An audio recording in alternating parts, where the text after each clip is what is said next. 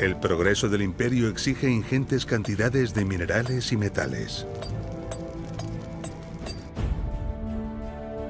El ejército demanda miles de toneladas de hierro, plomo y otros metales para la fabricación de armas y maquinaria bélica. El bienestar y lujo deseado por buena parte de los ciudadanos romanos y las obras públicas precisan de grandes cantidades de piedra, plomo, mármol, cinabrio y piedras preciosas. El Estado emplea plata, estaño, cobre y oro para acuñar moneda. Para atender la ingente demanda, la poderosa ingeniería romana se pone al servicio de la explotación de los recursos mineros.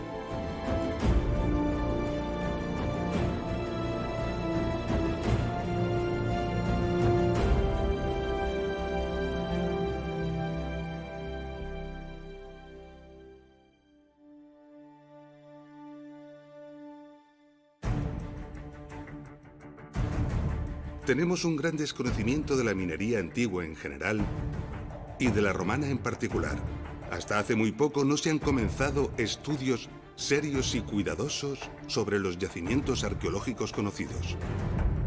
Pero afortunadamente en los últimos años, algunos estudiosos y especialistas han logrado excepcionales y admirables avances. A pesar de las enormes dudas que todavía hoy nos asaltan, el conocimiento que hasta este momento se ha logrado nos ofrece una imagen de la minería romana que nunca habíamos imaginado. Para conocer cuáles fueron los esfuerzos y la extraordinaria ingeniería minera que Roma desplegó, iniciaremos un apasionante viaje por algunos de los yacimientos mineros romanos más espectaculares, todos ellos situados en la península ibérica, probablemente el territorio minero más rico del imperio. Comenzaremos por la mina de oro romana de Filiel, en el pequeño municipio de Lucillo, en la provincia de León, en el norte de España.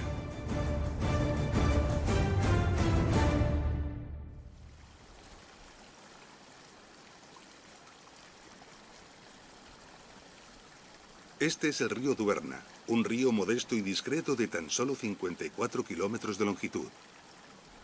En él, los romanos encontraron concentraciones de oro relevantes.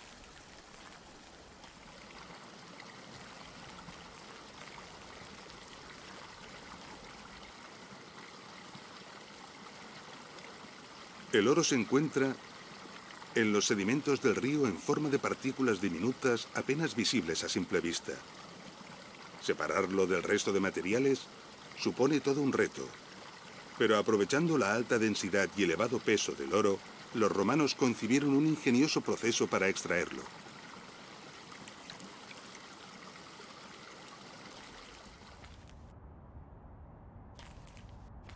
Y lo hicieron de una forma que podía ser fácilmente escalable, con el fin de industrializar el proceso y manejar muchas toneladas de material. Las enormes dimensiones que adquirieron así las explotaciones mineras dejaron importantes huellas en el territorio. Estudiar estas huellas nos revela con bastante claridad cómo funcionaban estas explotaciones. Estos eran los grandes depósitos de sedimentos escogidos para arrebatarles el oro. Originalmente eran mucho mayores.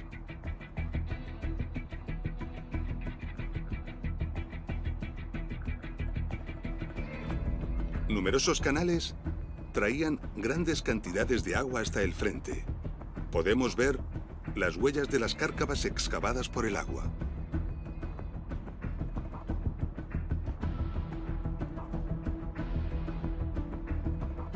El agua, junto con los sedimentos que arrastraba, era concentrada y conducida hacia estas zanjas. En ellas se situaban los canales de lavado.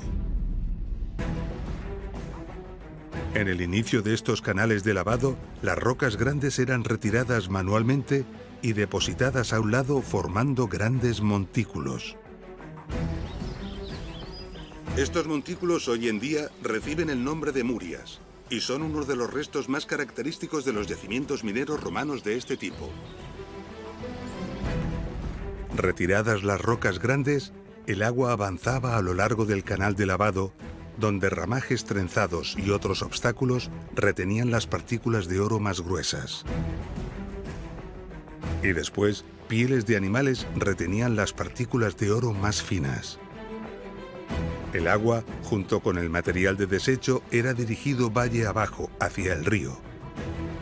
La acumulación de los materiales de desecho al final de los canales de lavado es otra de las grandes huellas características que tienen este tipo de explotaciones mineras. El proceso era continuo y tremendamente eficaz. A medida que los grandes depósitos de sedimentos se disolvían, los canales de lavado eran ampliados o desplazados. Las grandes acumulaciones de piedras, las murias, crecían a lo largo de ellos. Y también las acumulaciones de desechos al lado y final de los canales.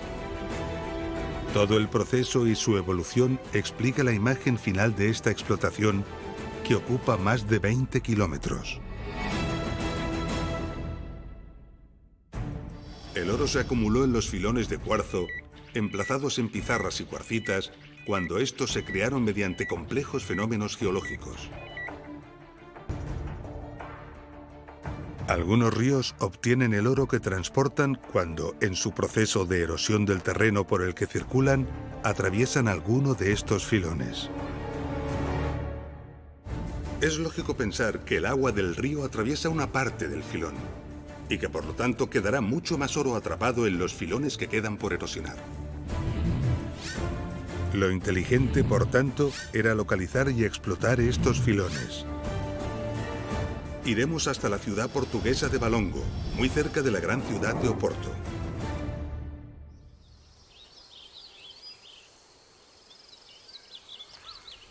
Nos encontramos en la Sierra de Pías, al sudeste de la ciudad de Valongo.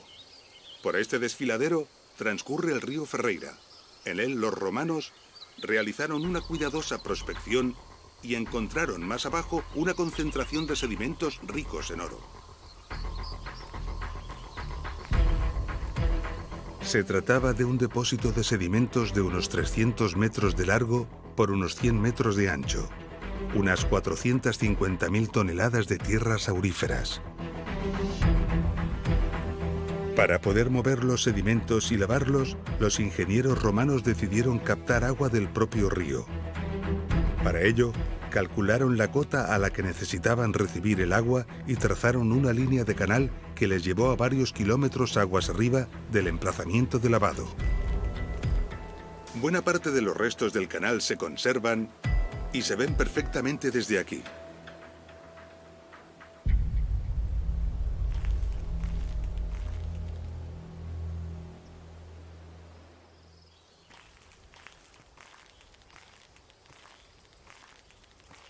Estamos andando por parte del trazado del canal ya muy destruido.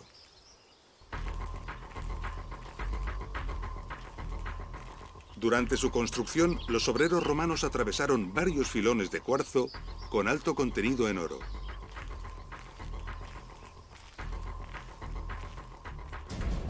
Originariamente, estos filones, antes de la existencia del desfiladero, eran continuos. El río los dividió al horadar el desfiladero.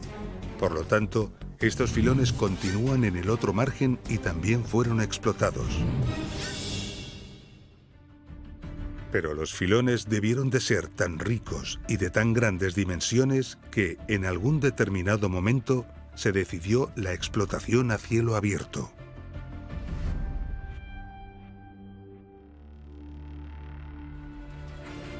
Se movieron así cantidades colosales de material. Las enormes oquedades que podemos ver en la montaña delatan la magnitud.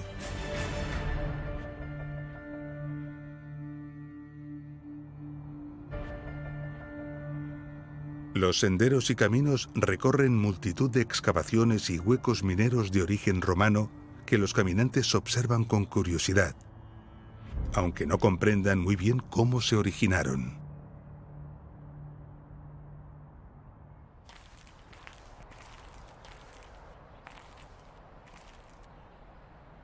Hay una norma muy importante y bien conocida por quien hace senderismo aquí. Se recomienda encarecidamente no abandonar las sendas marcadas en ningún momento.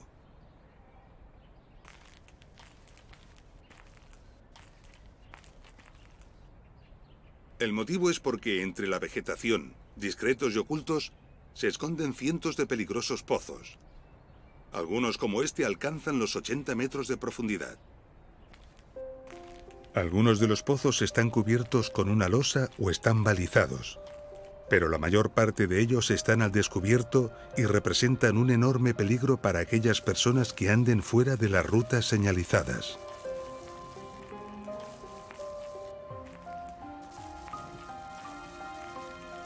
A los centenares de pozos hay que añadir multitud de galerías.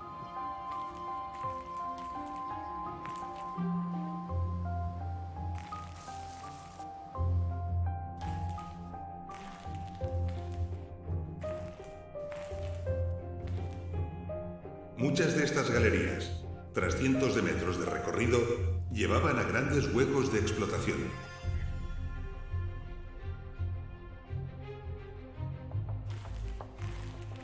En ellos se aprecian los entalles que un día alojaron los andamios y las estructuras de madera que fue necesario construir para vaciar el interior de las montañas. Pozos y galerías están unidos en lo que, aunque parece un laberíntico entramado, está perfectamente organizado. Una red inmensa de muchos kilómetros que hoy en día está en investigación y exploración y de la que desconocemos aún cuáles son sus verdaderas dimensiones, ya que la mayoría de pozos y galerías están todavía por explorar. Esta investigación es una aventura apasionante que ya ha comenzado y que no sabemos cuándo acabará. Dado que con el tiempo muchas de las galerías de drenaje han quedado cegadas y han dejado de funcionar, a partir de cierta profundidad, los pozos y galerías se encuentran inundados, impidiéndonos conocer hasta qué profundidad llegan y hasta dónde se extienden. Para explorar esos pozos y galerías deberemos algún día drenar las aguas, como ya hicieron los técnicos romanos hace casi 2000 años para poder construirlas.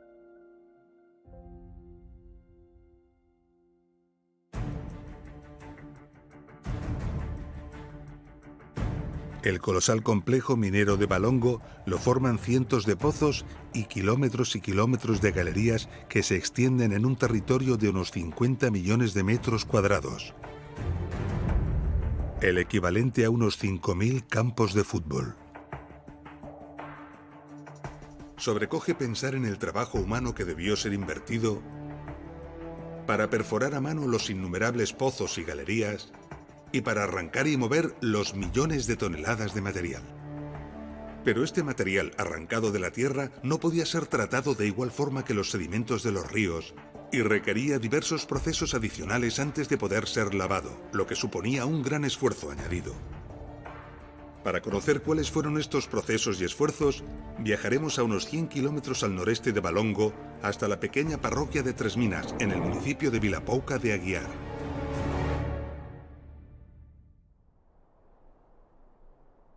Tres Minas es un lugar que no se encuentra de paso a ningún lado y que sufre el fenómeno generalizado de la despoblación rural. Su densidad de población no supera los 10 habitantes por kilómetro cuadrado. Sin embargo, en Tres Minas se encuentra uno de los yacimientos mineros antiguos más importantes que está comenzando a atraer a un gran número de visitantes. La visita al complejo minero de Tres Minas comienza en este mirador. Desde aquí podemos ver la Corta de Ribeiriña. En minería, una corta, también llamado tajo, es el hueco que se crea al retirar el material y por lo tanto el lugar de avance de la explotación minera. En la explotación minera de Tres Minas hay 3 cortas. Una de pequeñas dimensiones, la Corta de Lagoiños, y 2 mucho mayores, la Corta de Covas y la Corta de Ribeiriña.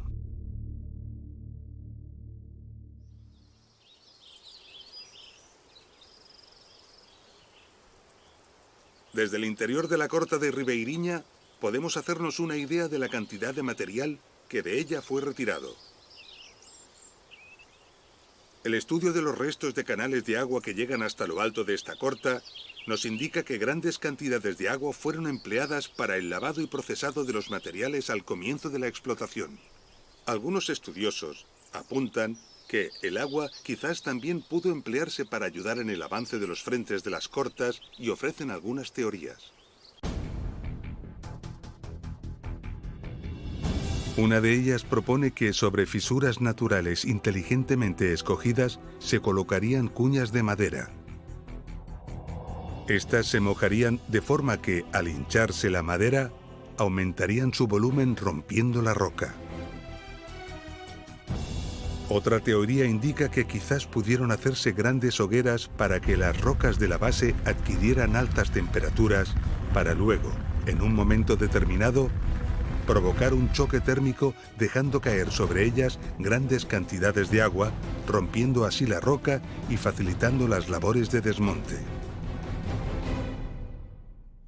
Hay técnicos y estudiosos que no confían en estas teorías y opinan que el agua solo se utilizó para el lavado de los materiales, dejando el avance de la corta a otras técnicas de excavación manual. Y de esta forma la investigación sigue abierta. En cualquier caso, lo que es seguro es que grandes cantidades de agua se hicieron llegar hasta estas cortas a través de canalizaciones bien planificadas y construidas. De la misma manera, sabemos que fue preciso desalojar importantes cantidades de agua. Esto lo delatan varias galerías como esta, cuya evidente misión era evacuar el agua fuera de la corta y dirigirla hacia el valle. La forma curiosa de esta galería responde al avance de la explotación. A medida que la corta avanza en profundidad, se perfora una galería a una cota determinada para desalojar el agua. Cuando la profundidad de la corta se incrementa, se hace necesario adaptar la galería o incluso hacer una nueva. El resultado final ofrece la curiosa imagen que actualmente tiene esta galería.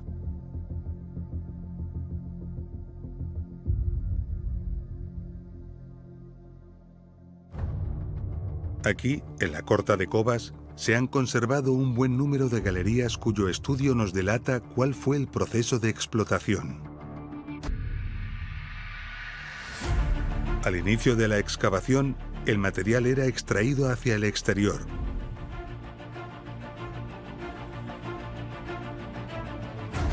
A medida que la explotación avanzaba, sacar el material en vertical se hacía más difícil, por lo que, en un momento dado, se abrieron galerías para sacar el material en horizontal.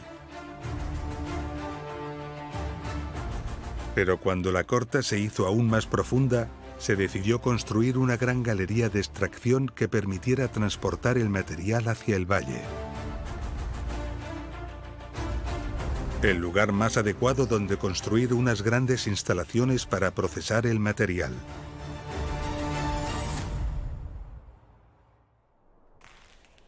Esta es la galería que se construyó para transportar el material extraído desde la corta de Cobas hasta el valle.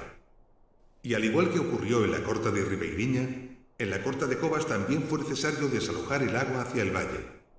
Por lo tanto, parece inteligente aprovechar esta galería construida para transportar el material, utilizándola también para drenar el agua. Y así se hizo.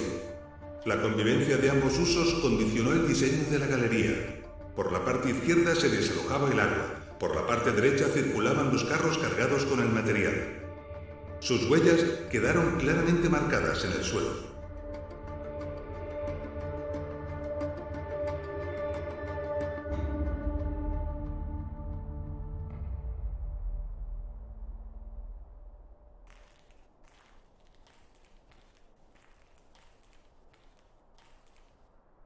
En este punto de la galería, probablemente para reforzarla, se construyó este pilar. Este pilar está realizado con grandes bloques de granito. Observémoslos con atención. Todos ellos tienen llamativos, equidistantes huecos en todas sus caras. ¿Por qué? El material obtenido del desmonte de las minas era este: rocas de cuarzo y esquisto.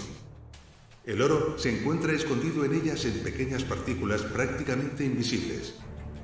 Para poder extraerlas, es necesario convertir estas rocas en arena para luego poder lavar esa arena y hacer decantar el oro tal y como se hacía con los sedimentos fluviales. Para triturar estas rocas, los ingenieros romanos idearon ingeniosos y poderosos sistemas de molienda, muy probablemente movidos por energía hidráulica.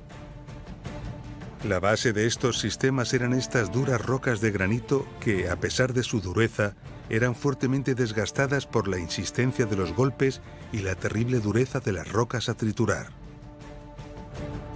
Cuando el desgaste era ya muy grande, las piedras eran giradas para aprovechar las otras caras. De esta forma, las piedras de estos molinos, seguramente ya descartadas por el desgaste de todas sus caras, fueron empleadas para levantar este pilar.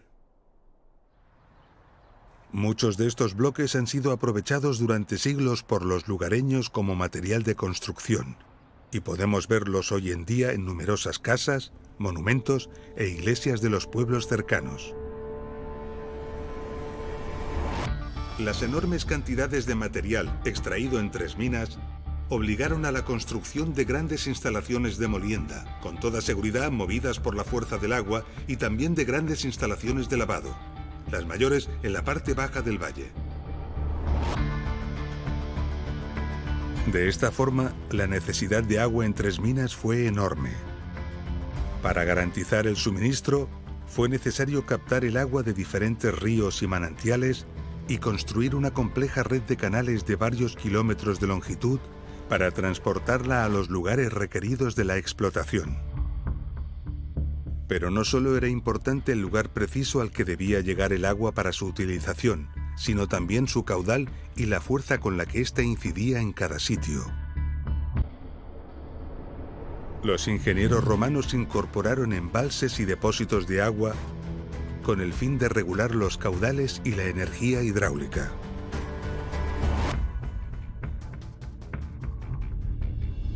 Como hemos visto, los esfuerzos para llevar grandes cantidades de agua hasta las minas fueron considerables, pero también fueron considerables los esfuerzos para extraer el agua fuera de ellas. A cierta profundidad, los operarios topaban a menudo con las aguas subterráneas, bien provenientes de las filtraciones de la superficie o del nivel freático. Estas aguas impedían el avance y dificultaban los trabajos. En estas circunstancias era preciso drenar el agua al exterior. Esto suponía un nuevo reto. Viajemos hasta la moderna ciudad de Irún, en la provincia de Guipúzcoa, en el norte de España.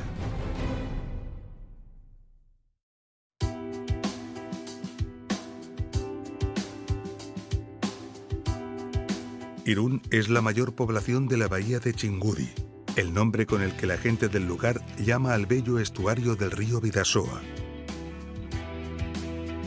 Irún tiene una privilegiada situación que la ha mantenido a lo largo de los siglos como un importantísimo nudo comercial y logístico.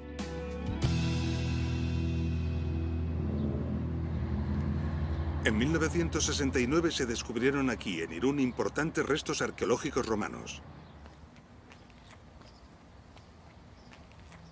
En 1992 aparecieron los restos del puerto romano.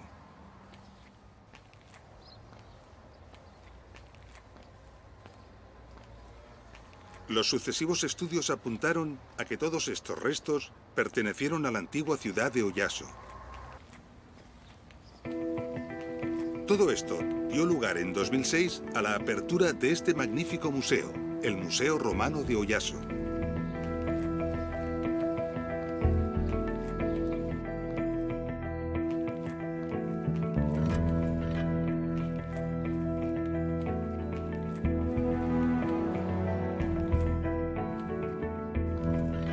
Todo el territorio de Guipúzcoa, la provincia donde se encuentra Irún, ha tenido hasta hace muy poco una intensa actividad minera.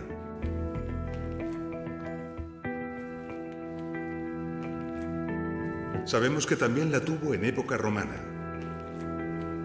Sospechamos que las importantes instalaciones portuarias de Oyaso y el hecho de ser uno de los destinos de la calzada romana que provenía de Tarraco respondían a la importancia de este comercio minero.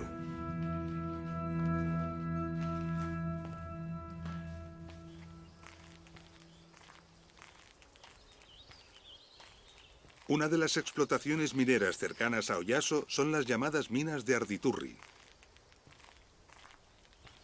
Se sospecha que este complejo minero comenzó a explotarse antes de los romanos y siguió explotándose en otras épocas, incluso en época contemporánea, ya que la explotación finalizó en 1984. De Arditurri se ha extraído plata, plomo, hierro, zinc y fluorita. Los numerosos restos de las explotaciones mineras de todas las épocas ofrecen aquí un paisaje minero impresionante.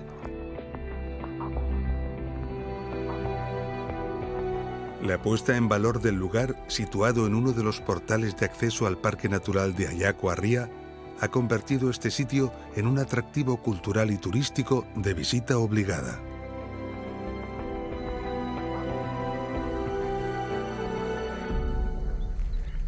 En Arditurri se han habilitado unos 800 metros de galerías para visita al público, permitiendo al visitante hacer un apasionante viaje en el tiempo.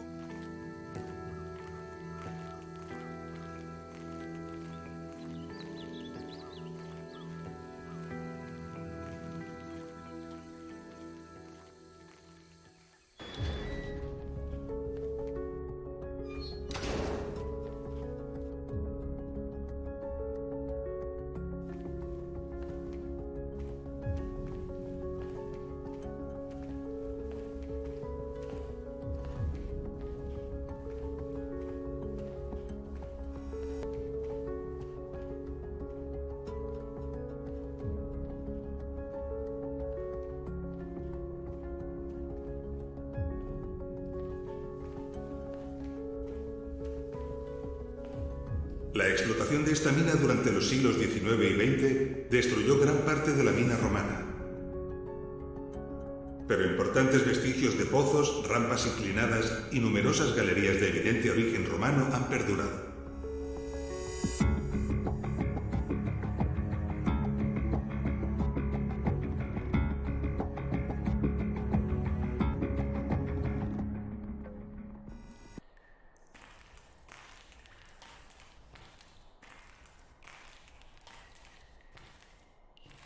Estamos ahora en la parte romana de la mina de Arditurri. Y en esta zona podemos encontrar un elemento muy característico de algunas explotaciones romanas. Se trata de las cúpulas de torrefacción. Aquí podemos ver la curiosa forma cóncava de una de ellas.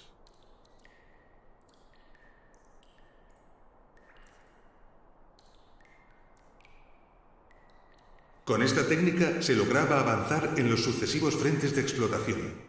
Y aquí tenemos un buen ejemplo con las características paredes lisas y restos de calcinación.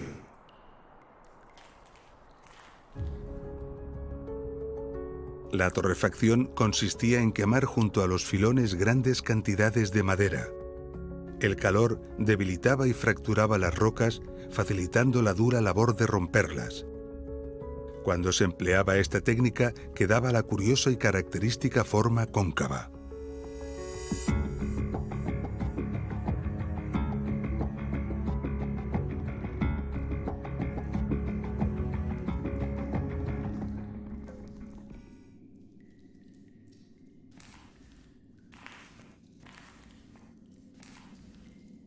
Esto es una galería de prospección. Las galerías de prospección se tallaban muy inclinadas para intentar localizar los filones, es decir, las vetas de emendal. Para salvar el desnivel, se tallaban escalones en la base.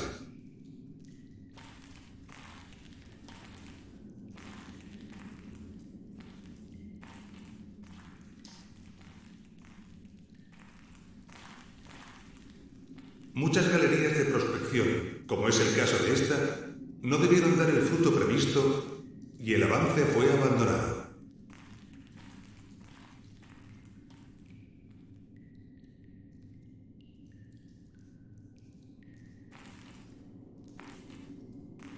Pero muchas otras, como esta, alcanzaron filones de provecho. Cuando esto ocurría, los trabajos continuaban con la apertura de una nueva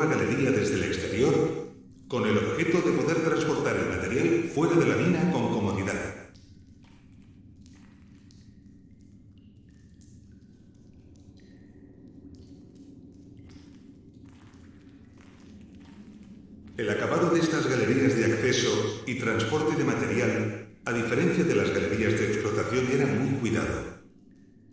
Las paredes se remataban con el habitual tallado meticuloso a base de golpe de pico, pudiéndose ver también los huecos para las lucernas. Y dado que la galería estaba destinada a la circulación, dejaban el suelo bien nivelado y acondicionado. Podemos apreciar también el canalillo de desagüe.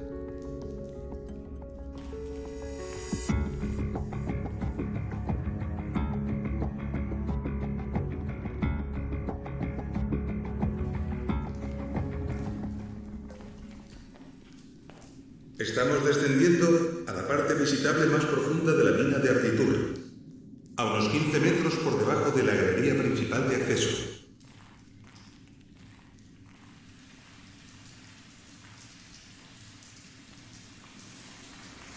A estas profundidades estamos por debajo del río Oyarzún y las filtraciones de agua son abundantes y permanentes. Por lo tanto, estas galerías deberían estar inundadas. No encontrarlas inundadas sorprendió mucho a los ingenieros modernos, quienes buscaron la explicación a este misterio. Necesitaban saber qué extraño fenómeno hacía que el agua desapareciera.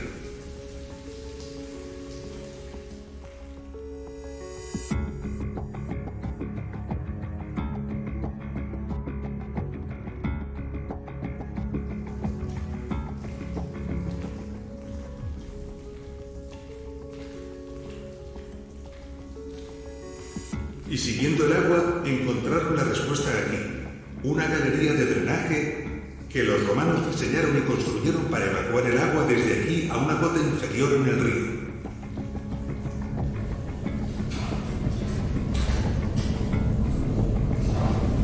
Gracias a ella, gran parte de la mina, la parte más rica del filón, no quedaba inundada y podía ser explotada. Al fondo, el ruido delata la gran cantidad de caudal y presión que llega a alcanzar el agua al final de la galería.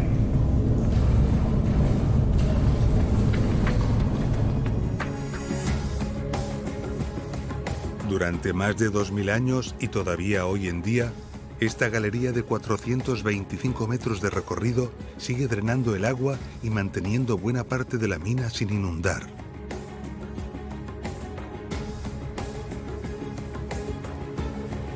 Durante siglos, los lugareños se refirieron al agua que de ella salía como una potente fuente natural de agua subterránea, sin sospechar su autoría romana ni su proveniencia de la mina.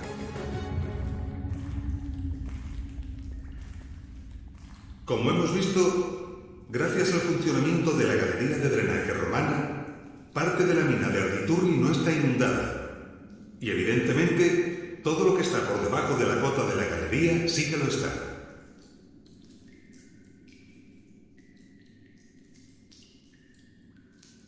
La explotación moderna de la mina de Arditurri avanzó por debajo de este nivel gracias a que disponían de máquinas modernas para bombear y evacuar el agua.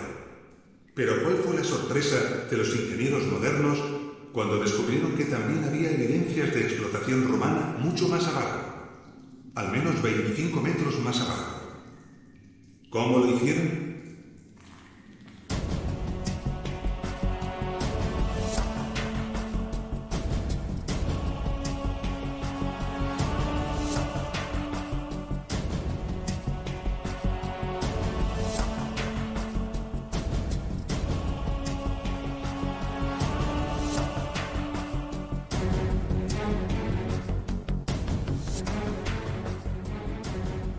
¿Cómo pudieron los romanos explotar esa parte de la mina si estaba inundada? Para contestar a esta pregunta viajaremos hasta el municipio de Riotinto, en la provincia española de Huelva, al sudoeste de la península ibérica.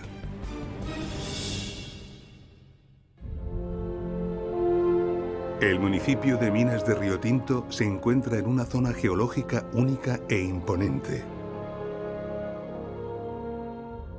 Su riqueza mineral ofrece una miríada de colores, generando un paisaje mágico que bien podría pasar por extraterrestre.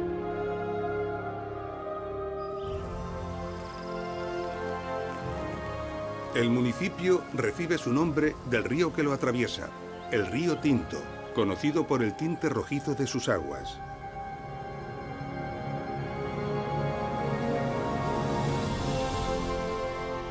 Su coloración tiene su origen en los minerales que disuelve al atravesar este insólito territorio.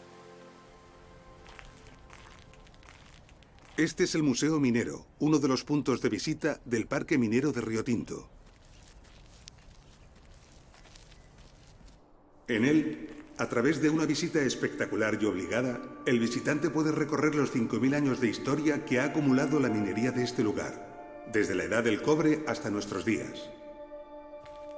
En 1725 comenzó la explotación moderna de Riotinto. En el siglo XX, Riotinto llegó a tener 16.000 trabajadores y 149 locomotoras que transportaban el mineral al cercano puerto de Huelva para embarcarlo rumbo a Inglaterra. En junio de 1886, los trabajos modernos de explotación a cielo abierto toparon con una misteriosa y sofisticada rueda de madera enterrada.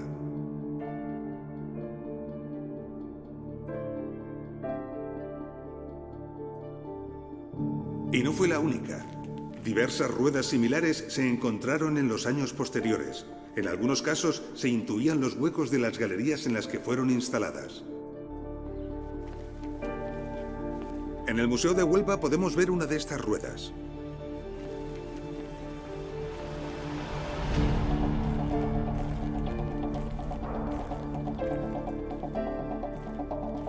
Se trata de un ejemplar que se ha conservado casi entero.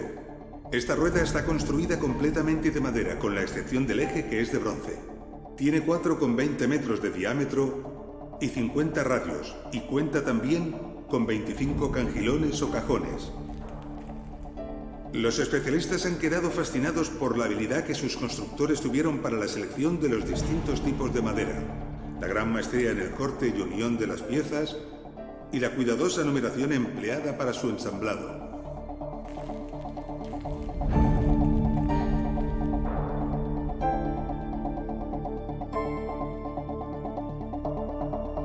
La datación con carbono 14 sitúa el origen de la rueda del Museo de Huelva hacia el siglo I a.C., lo que confirma la sospecha de su origen romano. Se han encontrado en el área de Riotinto restos de más de 40 de ellas. Los estudios de estos restos y los huecos en que fueron encontrados indican que estas ruedas trabajaban por parejas, situadas a distintos niveles y de forma escalonada. Todo apunta a que eran movidas por la fuerza humana y que sus cangilones elevaban el agua en las numerosas explotaciones que los romanos establecieron en Riotinto para obtener cobre y plata.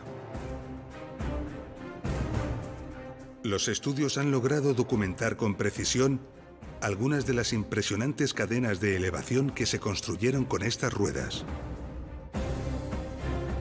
Una de ellas elevaba el agua desde una cota situada a 81 metros y medio de profundidad hasta la superficie mediante 22 pisos de pares de norias.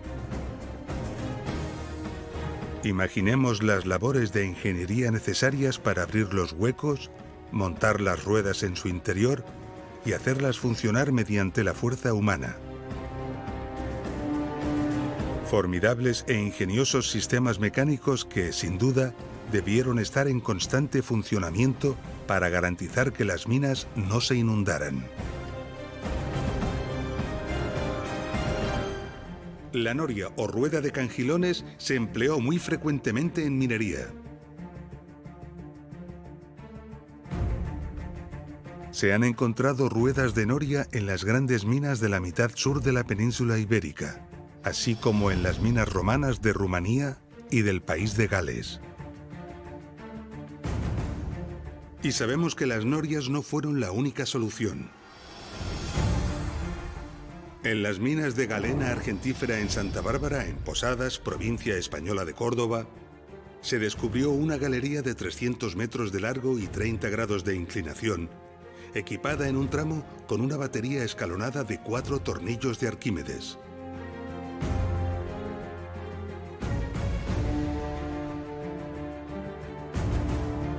En la cantera Emilia, en la provincia española de Murcia, Y en las minas de Sotiel, en la provincia española de Huelva, se encontraron bombas impelentes de doble pistón. Máquinas que presentan una construcción muy precisa, normalmente realizadas en fundición de bronce, cuyos pistones y cilindros, cuidadosamente pulidos y ajustados, impulsaban el agua mediante el accionamiento de una palanca.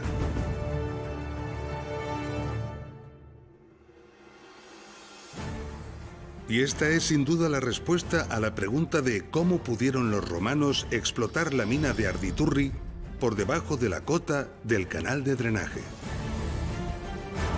Los ingenieros romanos debieron diseñar y construir uno o varios sistemas de achique de agua para poder avanzar bajo la cota de inundación.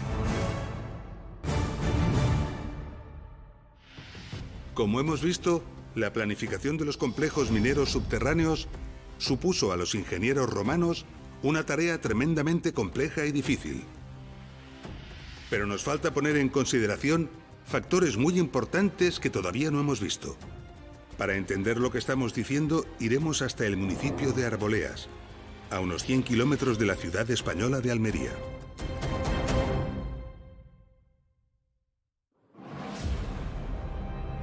Arboleas tiene unos 6.000 habitantes y es uno de los pocos municipios del bello valle de la Almanzora que logra crecer gracias a una acertada estrategia de futuro. Pieza fundamental de esta estrategia es la puesta en valor de sus minas romanas. Nos encontramos en Arboleas, que está abriendo al público la mina romana del Espejuelo.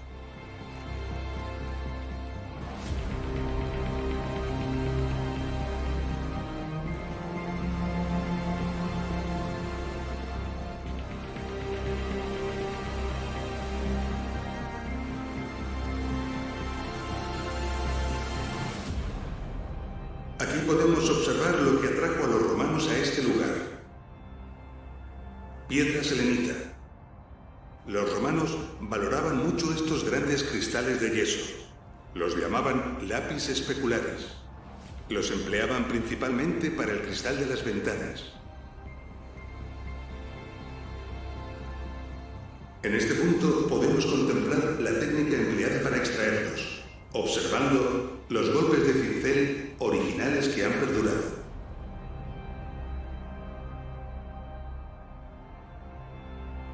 Los mineros rebajaban la roca que rodeaba los cristales con golpes de precisión, aumentando el número de estos golpes en los lugares clave. Una vez que el cristal quedaba expuesto, golpeaban en los laterales para desprenderlo. Los mineros romanos vaciaron estas minas sin apenas dejar cristal. Solo dejaron aquellos que ya no eran útiles porque, como se puede ver, tras ellos está la roca.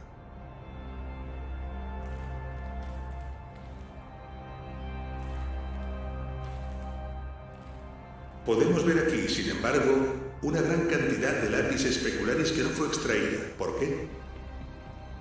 La respuesta a esta pregunta es la que principalmente nos ha traído hasta aquí. La presencia de esta gran pieza de lapis specularis responde a un cálculo intencionado y fue dejada aquí por un motivo muy importante. Esta pieza sostiene la bóveda de la cavidad. Sin ella, gran parte del techo se vendría abajo. No planificar bien estos aspectos podría significar la muerte de los mineros.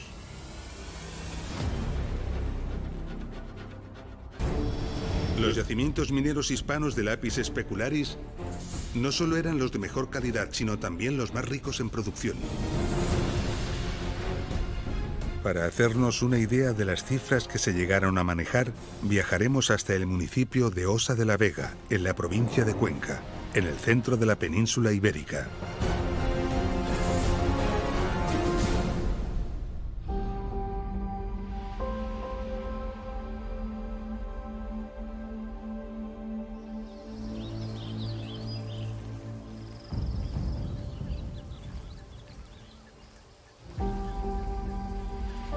Aquí, en el término municipal de Osa de la Vega, se ha abierto al público la llamada Mina de la Condenada.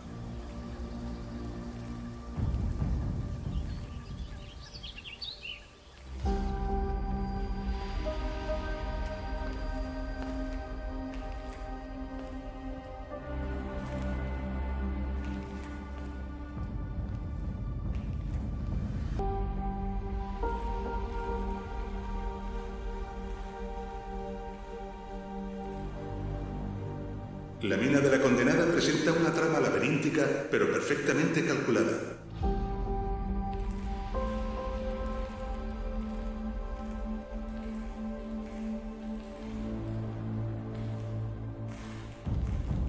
Hasta ahora se han descubierto 3 pisos o niveles de explotación, accesibles entre sí mediante pozos internos o escaleras talladas.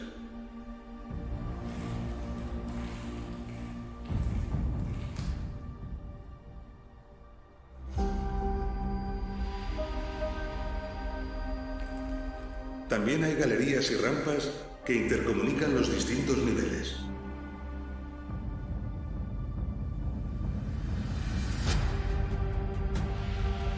Los cristales extraídos de las minas se cortaban con serruchos en tamaños concretos y definidos para ser industrialmente comercializados. Por la naturaleza de los cristales, que se forman en estratos muy finos, podían ser fácilmente exfoliados en láminas de distintos grosores con hábiles golpes laterales.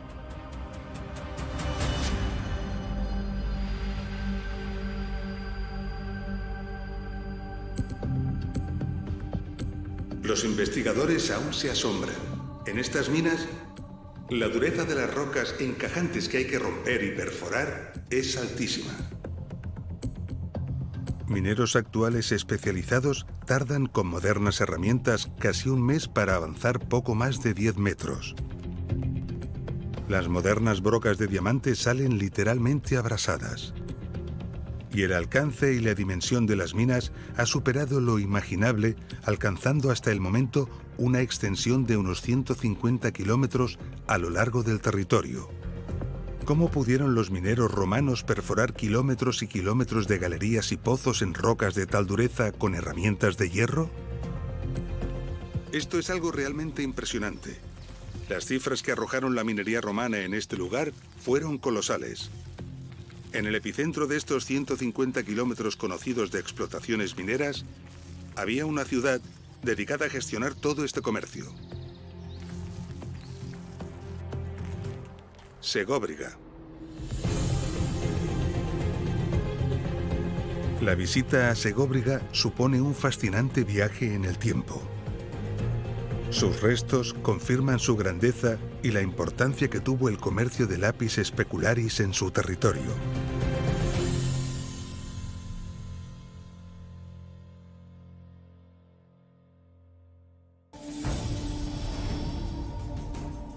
Hace muy poco que hemos comenzado a estudiar la minería antigua y lo que hemos aprendido de la minería romana nos ha dejado tan sorprendidos como maravillados. Por el ingenio, por la tecnología desplegada, por los esfuerzos invertidos y por las dimensiones alcanzadas. Pero aún así, hay una explotación minera romana que supera todo lo imaginable. Nos referimos a la explotación aurífera de las Médulas, en la provincia española de León, en el norte de la península ibérica.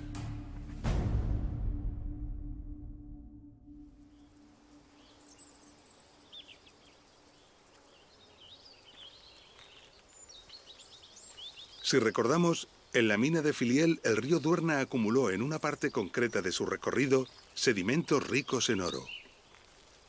Multitud de explotaciones se han desarrollado en estas acumulaciones de sedimentos, grandes depósitos de materiales auríferos que suelen ocupar muchos metros de altura y varios kilómetros de longitud. Algo similar ocurrió en este lugar hace millones de años. Un gran río, o varios, acumularon aquí muchos sedimentos ricos en oro. Pero los condicionantes geológicos que se dieron provocaron que estos sedimentos se acumularan en multitud de terrazas superpuestas, alcanzando enormes espesores y volúmenes.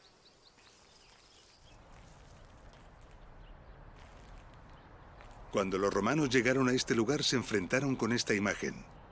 Grandes montañas formadas por enormes cantidades de sedimentos ricos en oro. Un lugar para sacar toneladas de este preciado metal. Pero el reto era imponente porque ¿cómo demoler y disolver montañas enteras? Los ingenieros romanos se enfrentaron al reto y concibieron un plan tan ingenioso y ambicioso que rozaba lo imposible, un plan colosal. El plan consistía primero en deforestar la zona y después en desmoronar todas las montañas que contuvieran oro, comenzando por las más bajas del valle para avanzar después hacia las más altas. En lugares estratégicos se procedió a perforar las montañas creando una red interna de galerías. Esta red estaba cuidadosamente calculada con el objetivo de debilitar la montaña. Mientras se perforaba la red de galerías, se construyeron depósitos para acumular enormes cantidades de agua en sitios elevados. Para llenarlos, se localizaron potentes fuentes de agua en ríos y arroyos que debían estar a cotas más altas. Esto obligó a captar el agua a muchos kilómetros de distancia. Para ello, se calcularon y construyeron varios canales de largo recorrido. Finalizada la red de galerías, los depósitos se llenaban y vaciaban sucesivamente, liberando así una enorme cantidad de agua. El caudal y la alta velocidad dotaban al agua de una gran energía destructiva que acababa provocando una tremenda erosión y presión en el interior de la montaña. Todo estaba perfectamente calculado para que la montaña colapsara.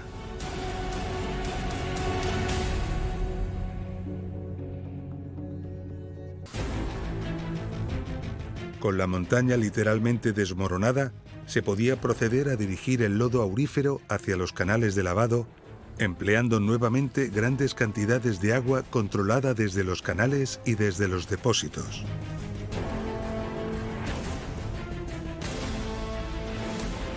Una vez extraído el oro, los residuos se acumulaban en grandes zonas ocupando valles enteros, lo que dio lugar a la creación de un lago artificial.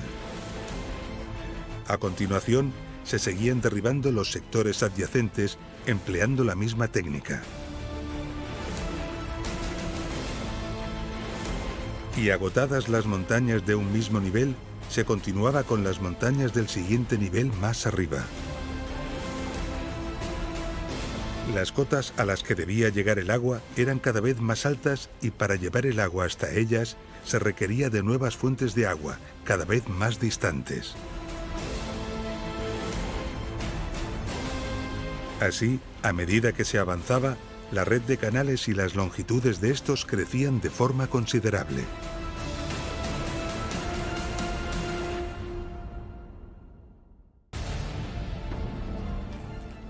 La explotación de las médulas debió de durar más de un siglo y supuso el esfuerzo de miles de hombres. Hoy sabemos que se removieron alrededor de 500 millones de metros cúbicos de material. Toda esta actividad cambió radicalmente el paisaje. Hoy en día, las médulas es una maravilla nombrada Patrimonio de la Humanidad.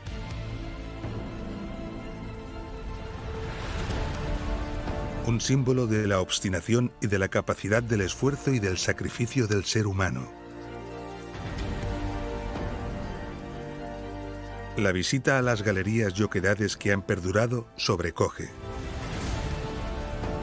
Pero es cuando se explica convenientemente, cuando se comprende la obra de ingeniería que fue necesaria y los colosales esfuerzos que fueron invertidos, cuando la fascinación y el asombro se convierten en admiración extrema y entendemos lo que se ve. La huella de los canales ha quedado registrada en el territorio. Gracias a ellas sabemos que algunas fuentes de agua se encontraban a más de 140 kilómetros. Que las pendientes de estos canales se mantienen constantes. Y que la longitud conjunta de todos los canales superó los 650 kilómetros. Las médulas es considerada la mayor explotación minera de la antigüedad. Pero al este de las médulas se encuentra un poderoso competidor. En el municipio de Villagatón, al sur de la localidad de Montealegre, los investigadores están excavando una espectacular galería minera romana de 140 metros de longitud y de cuidadoso acabado. Los estudios apuntan a que esta galería pertenece a un conjunto de explotaciones mineras situadas en la Sierra del Teleno. Un gigantesco complejo minero planificado en su conjunto, al que también pertenecería la explotación de Filiel. De confirmarse, podría superar al de las médulas en el material procesado y en el oro obtenido, superando de nuevo todo lo concebible y lo imaginable. Estamos al final de nuestro episodio. En él hemos comprendido la importancia que la minería tuvo para el comercio y la prosperidad del Imperio Romano. Hemos visto las colosales dimensiones que alcanzaron muchas de sus explotaciones mineras, los inmensos esfuerzos y la enorme cantidad de trabajo humano que en ellas se invirtió.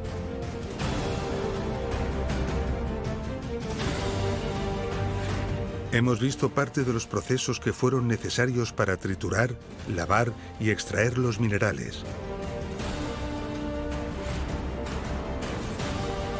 Y las labores de ingeniería topográfica e hidráulica empleadas para planificar las explotaciones mineras, para llevar el agua hasta ellas y también para evacuarla.